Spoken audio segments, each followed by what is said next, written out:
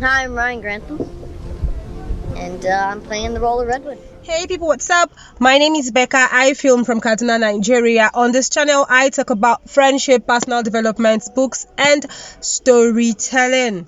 For all my returning subscribers, I love you. For new timers, or if you haven't subscribed yet, what are you waiting for? Go ahead and subscribe. Remember to hit the notification button so that you get to see all of my updates when I post a new video. So you get today's story is about Ryan Grantham, who shot his 64-year-old mother in March of 2020, just before his 22nd birthday. Here is what happened. Ryan suffered clinical depression, high functioning one. You know what high functioning depression does to people? Within them, inside of people affected by high functioning depression, they feel really depressed. They feel like committing suicide. They feel like killing someone. They feel like hurting themselves or other people, But on the outside, they feel really good, happy. When people look at them, they can't tell that they are depressed because they are happy, they are jumping everywhere, they are helping people do stuff.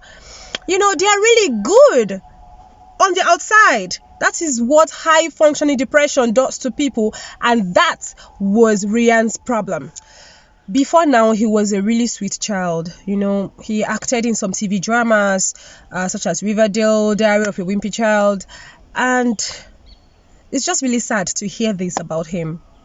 When I saw this video of him as a child actor, I wept. He was such a sweet soul. This is actually a sort of documentary on becoming Redwood when he was 14 years old. Just listen to him, please. He tries everything to get his parents back together. I think determination is one of the biggest things a person can have, and I think because of Redwood, I've definitely grown in determination, so that's definitely going to stick with me. There are a lot of kids who have had these kind of parent troubles, and it's obviously something that the people need to see. If I could go back to the 70s, I think it'd be because of the fashion. Just because, look at these. How awesome are these pants? You will not find these today. We had to have these handmade. Come on, that's pretty awesome. If Redwood had a motto, it would probably be never give up. Anyways, it was gathered that while he suffered this high functioning depression, he was also severely addicted to cannabis. He had strong use of cannabis, according to cosmopolitan.com. It is important to note that for several months, Ryan fought the thought of committing mass murder and killing himself. It is equally important to know that Ryan was a former member of a gun club and therefore an experienced user with access to guns. In fact, he bought a new gun few days before shooting his mother and was reported to have been rehearsing the killing of his mother before he actually did it. In some of the news stories I read, that he would walk behind his mother, quietly, just rehearsing how he would eventually shoot his mother. Also, he has been watching series of violent footages on dark web. On the day of the sad incidents, he sat on the staircase for about 15 minutes listening to his mother play the piano in their home in North Vancouver.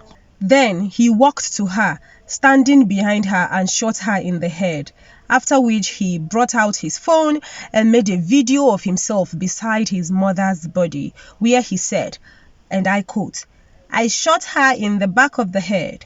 In a moment after, she would have known it was me." This incident happened March 31st, 2020. It was gathered that he smoked marijuana for 3 hours straight after the incident.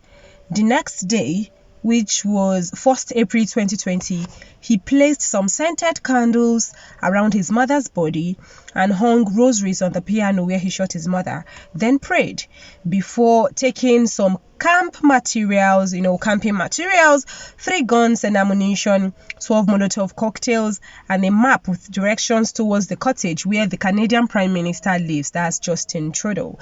He had planned to assassinate him and therefore go to his former schools for mass killings afterwards. That's where he finished his college education as well as his high school. These narrations were found in his personal diary. The 21 years old, however, changed his mind and turned himself in by visiting the police station. He bluntly said, "I killed my mother." When asked why he did it, he said he wanted to save his mother the shame or say pain that the other massacre he was about to commit would cause her. Painfully, his mom remained the only victim. Lisa, Ryan's sister, found their mother's body same day. Some stories, some news stories I saw carried that it was the same night that he shot his mother, that he left, and moved towards the prime minister's house, and that was the same night Lisa found the mother's body. In other news stories, it was recorded that it happened the next day, that it was the next day Lisa found their mother's body. What is, however, true is that Lisa tried contacting their mother and couldn't get through to her, so she decided to go home. She mentioned that their mother was battling cancer at the point, and Ryan did that to her. She mentioned that she feared his release from the prison. Ryan was kept in custody and enrolled in a mental health program since 2020. After pleading guilty to second-degree murder in September of 2022, he was sentenced to life imprisonment without parole for the first 14 years. While in custody, his words were, "I cannot explain or justify my actions. I have no excuse. It hurts me to think about how badly I have wasted my life in the face of something so horrible. Saying sorry seems so pointless, but from every fiber of my being, I am sorry." Guys, depression is real, especially that high-functioning depression, that one that people can tell from outward countenance. People with high-functioning depression run around, laugh, joke, make calls, even check up on you that is not depressed. So it's that terrible. Mental health issues are real. They are out there. We should be very careful when our loved ones are sick in the head, because if not, they will hurt us and hurt themselves too. May Barbara's soul rest in peace, and may every human out there suffering depression find help. Please reach out to people when you're depressed. Talk to someone instead of going over and over, pondering on issues that will just get you worked up and get you, further into depression. Talk to somebody. Talk to a trusted person. Go to the hospital. Speak with a psychiatrist. Talk to a psychologist.